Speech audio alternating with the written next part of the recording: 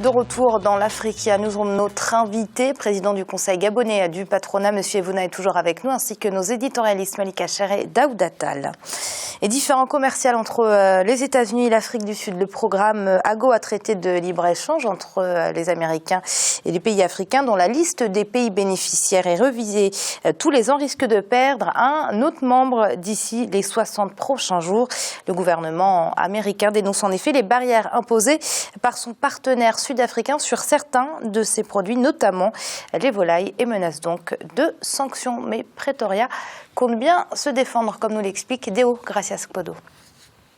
Après le Burundi, l'Afrique du Sud est également dans le collimateur des autorités américaines. Jeudi 5 novembre 2015, le président Barack Obama a révélé son intention de supprimer dans les 60 jours à venir les préférences commerciales accordées aux produits agricoles sud-africains. Une menace prise au sérieux par les autorités de Pretoria qui ont reconnu avoir interdit depuis décembre 2014 les importations de volailles américaines des suites d'une épidémie déclarée de grippe aviaire. Nous pensons que les questions en suspens peuvent être résolues en moins de 60 jours. Il y a un quota de volailles américains qui entrent sur le marché sud-africain et qui profitent aux Américains. Mais au même moment, il ne faut pas nuire aux intérêts des éleveurs locaux. C'est assez complexe. Il va falloir aujourd'hui trouver un juste milieu pour résoudre les différends actuels. En 2014, l'Afrique du Sud avait exporté près de 200 millions de dollars de produits agricoles sur le marché américain dans le cadre du programme AGOA. Avec les barrières, les États-Unis estiment avoir perdu entre 4 et 7 millions de dollars. En cas de sanctions, l'économie sud-africaine risque d'être sérieusement affectée. L'industrie de la volaille est au centre de ces discussions, mais elle ne sera pas directement touchée par une éventuelle sanction. C'est une décision qui aura un impact sur d'autres secteurs de l'agriculture, mais heureusement aussi que le ministre Davis reconnaît l'importance économique du partenariat avec les États-Unis, malgré le sentiment anti-américain au sein même de l'administration sud-africaine. L'Afrique du Sud est le 36e marché à l'exportation des États-Unis et le 39e à l'importation. Le commerce entre les deux pays avait franchi la barre des 20 milliards de dollars en 2012. Les importations de produits agricoles sud-africains aux États-Unis représentaient en 2013 au total 253 millions de dollars, alors que les exportations de produits agricoles américains vers ce pays totalisaient 295 millions de dollars. Malik, c'est délicat, comme l'a expliqué le ministre sud-africain du Commerce, de laisser rentrer les produits agricoles américains sans pour autant nuire aux intérêts des producteurs locaux. Effectivement, je pense qu'il aurait fallu réfléchir en amont sur cette question-là avant d'ouvrir son marché. Je pense qu'il aurait dû, l'Afrique du Sud aurait dû justement évaluer cette question pour voir si l'importation de certains produits en provenance des États-Unis n'allait pas nuire justement aux éleveurs locaux. Regardez aussi les coûts de production, parce que les coûts ne sont pas les mêmes. Le respect parfois de l'environnement n'est pas aussi le même. Il y a aussi des facteurs qui auraient dû être en avant avant d'ouvrir ce marché aux États-Unis. Je ne pense pas que la fermeture du marché sud-africain et aux Américains sera d'une grande conséquence, d'un grand bouleversement économique. Les éleveurs sud-africains peuvent rebondir sur d'autres marchés. Il y a d'autres marchés très intéressants en Afrique et en Asie, donc j'espère qu'on ne va pas arriver à une situation de crise. Je pense qu'il faut avoir avant tout un dialogue entre les deux. Daouda, vous partagez l'analyse de Malik qu'il n'y aura pas vraiment de conséquences désastreuses si l'Afrique du Sud sortait de l'AGOA? Conséquences, oui. Maintenant, désastreux, non. Parce que bon, l'AGOA, effectivement, ça permet quand même à un certain nombre de pays africains d'avoir accès au marché américain. Finalement, c'est un marché facilité, on va dire. Donc, à ce titre-là, ça me semble quand même intéressant de pouvoir exporter vers les États-Unis avec un certain nombre de barrières qui sont levées pour l'Afrique du Sud. Maintenant, bon, ce que la volaille représente dans l'économie sud-africaine, c'est certes important, mais le marché américain à lui seul ne peut pas, bien entendu, plomber définitivement la filière. Malik, Pretoria entend trouver un compromis pour résoudre ce différend qui l'oppose à Washington. Quel peut être ce juste milieu? Difficile de le savoir. Pour vous dire, franchement, je ne sais pas. Ça sera difficile. Je pense qu'il faut aller vers les négociations, mais il faut aussi, comme je l'ai dit précédemment, revoir ces contrats-là. La force de production américaine n'est pas la même force que la force de production sud-africaine. Je pense qu'il y a des choses qu'il faut revoir. Quand on ouvre son marché comme ça, on dit voilà, on va gagner des marchés. Alors oui, ouvrir des marchés, gagner des marchés, c'est bien, mais il faut aussi voir ses fondamentaux. Est-ce qu'on est capable de rivaliser avec les États-Unis sur certains produits? Est-ce que la production américaine ne va pas nuire à la production nationale? Ce n'est pas faire dans le dirigisme d'État, mais c'est juste être tout simplement objectif sur la situation économique, la situation du secteur agricole, notamment dans le pays.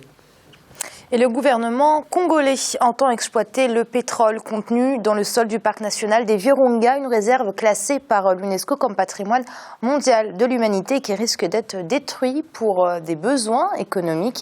Les défenseurs de l'environnement sont mécontents. Ils redoutent que plusieurs espèces animales soient menacées, tout comme la diversité et la beauté des paysages. C'est un sujet de Deo Gracias Podo. Les résultats des tests menés par la société britannique Soko se sont avérés positifs. C'est en 2014 que le gouvernement congolais avait amorcé une étude sismique dans le parc des Virunga, la réserve naturelle la plus vieille du continent.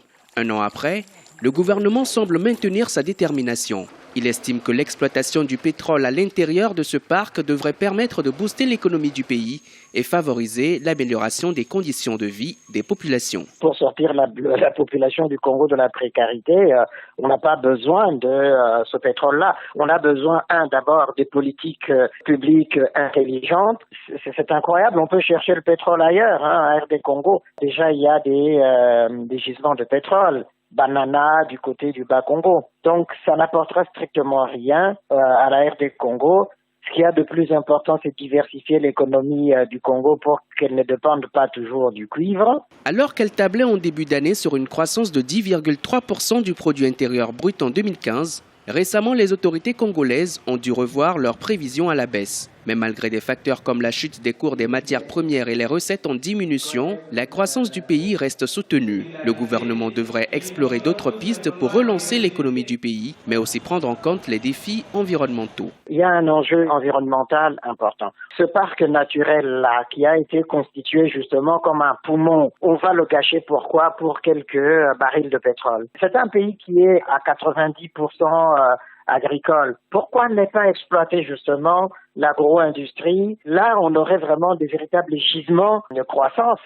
Je crois effectivement qu'on a tort de ne pas exploiter l'agriculture en RD Congo. Avec une bonne gestion, certains économistes estiment que le parc national des Virunga peut à lui seul générer plus de 100 millions de dollars chaque année. Ces fonds peuvent provenir des activités de la pêche sur le lac Édouard, de tourisme, en plus des services écologiques et récréatifs qu'offre la forêt et ses ressources biologiques et géologiques. De son côté, l'UNESCO a mis en garde, une quelconque activité d'exploitation d'hydrocarbures serait une entorse aux dispositions régissant les patrimoines mondiaux. Daouda, doit-il, au nom du développement économique, sacrifier ce si beau parc? Non, je ne le crois pas, Amira. Sans vouloir faire mon écolo, je vais quand même dire que, exploiter du pétrole, alors que là, c'est un parc national quand même qui contribue à la biodiversité, et on connaît le bassin du Congo, comment c'est important effectivement, on est juste à côté là. C'est le deuxième poumon de la planète, ce parc se trouve dans ce pays. Je pense que c'est pas une bonne chose. Si le pétrole pouvait développer les pays africains, ça se saurait. Donc, surtout quand on voit le Nord Kivu en République démocratique du Congo. On se pose des questions sur l'exploitation du sous-sol en RDC. Très exactement. Et je pense que les dégâts qui sont issus de l'exploitation du pétrole ne sont plus à démontrer à ce niveau-là, sur le sous-sol. Donc, quelque part, les maigres recettes que l'on va en tirer, comparées à ce qu'on a compromis par rapport aux générations futures, pour moi, le calcul, il est vite fait et la réponse est non. Mais surtout que, Malik, le gouvernement estime que l'exploitation du sous-sol permettra de renflouer les caisses du pays, mais l'exploitation du parc naturel, de son potentiel touristique, peut également générer de l'argent. Vous avez tout dit, effectivement. Je pense qu'il y a deux modèles qui s'opposent. Soit on développe l'écotourisme, qui peut rapporter de l'argent, qui peut être une valeur ajoutée pour le pays, soit on va dans l'exploration. Mais l'exploration des hydrocarbures, ça a aussi un coût. On n'en parle pas. À l'heure où les coûts du pétrole sont bas, est-ce qu'il est intéressant économiquement de projeter des explorations en sous-sol, sachant que c'est cher. Je ne pense pas. On est dans un terrain particulier, dans une géologie particulière. Il faut des méthodes qui sont aussi donc particulières pour extirper le pétrole du sous-sol. Donc je pense qu'il y a toujours ces États qui sont un peu omnibulés par le pétrole, parce que dès qu'il y a une nappe d'hydrocarbures, c'est la précipitation et on y va. Mais on ne mesure pas en conséquence les problèmes que ça va poser en termes environnementaux, mais aussi en termes économiques. Le pétrole est une ressource épuisable, donc qui n'est pas intéressant sur le plan économique d'exploiter des hydrocarbures dans ce parc naturel. Et je pense qu'il peut être déclassé s'il y a cette exploration d'hydrocarbures. Oui, l'UNESCO a menacé de déclasser le parc s'il y avait forage. À très juste titre. Et alors, on ne sait même pas si le pétrole qu'il y a sous ce parc est de bonne qualité ou en quantité suffisante pour l'exploiter. On sait très bien que... Non, allez-y, Malik. On sait très bien qu'en plus, le pétrole, justement, c'est pour ça que je parlais de géologie particulière, le pétrole le plus facile à raffiner, pour l'instant, le pétrole connu, il se trouve dans le désert du Sahara. Donc, à mon avis, en regardant un peu la cartographie, je ne pense pas que le pétrole qui se trouve au sein de ce sous-sol-là soit le plus facile à raffiner, même si je sais que le pétrole, parfois offshore, est facile à raffiner. Monsieur Evouna, faut-il ou non exploiter le pétrole de ce parc des Virunga? Je pense que aujourd'hui, le monde sait que nous allons parler de la COP 21.